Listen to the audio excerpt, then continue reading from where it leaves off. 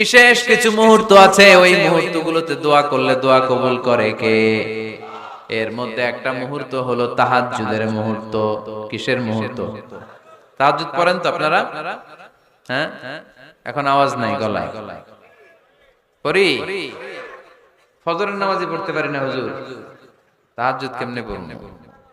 ومن الليل فتهجد به نافلة لك عسى أن يبعثك ربك مقاما محمودا।